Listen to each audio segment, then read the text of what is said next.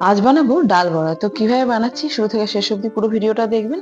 আর যদি ভিডিওটা ভালো লাগে তাহলে যেন অবশ্যই একটা কমেন্ট করে আপনার মতামত জানাবেন, এবং কে কোথা থেকে দেখছেন যেন অবশ্যই জানাতে ভুলবেন না। তো চলুন শুরু করে দিই ডাল বড়ার রেসিপিটা।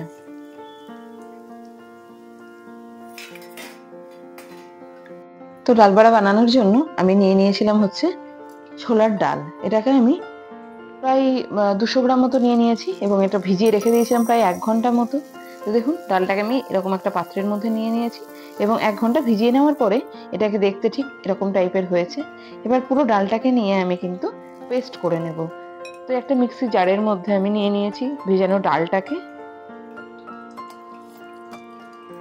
এবার পুরো ডালটা দিয়ে দেওয়ার পর একে একে সমস্ত মশলাগুলো এর মধ্যেই মিশিয়ে নেব, যাতে এর মধ্যে ভেঙে যায়। যেমন দিয়ে দিচ্ছি হচ্ছে আদা কুচি কিছুটা দিয়ে দেবো। এবার দিয়ে দেবো একটুখানি হলুদ কালারের জন্য। আবার দিয়ে দেবো একটুখানি গোটা জিরে। এটা কিন্তু এর মধ্যে হালকা হালকা অর্ধেক মতো ভেঙে যায়।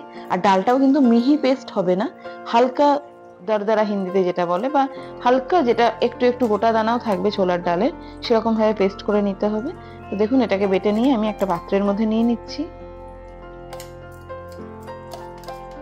পুরো ডালটাই কিন্তু এরকম একটা স্ট্রাকচার আসবে। দেখুন পেস্ট, এবং এর মধ্যে একটা দুটো গোটা দানার মতো আসছে। এটা কিন্তু যখন মুখে যাবে এটা কিন্তু মচমচে ভাজার জন্য অত্যন্ত সুন্দর লাগে খেতে। আর নিয়ে নিলাম একটু কাঁচা লঙ্কা ঝালের জন্য। এবার দেখুন এই পেস্টটাকে ভালো করে মাখিয়ে নিয়েছি একটু নুন দিয়ে।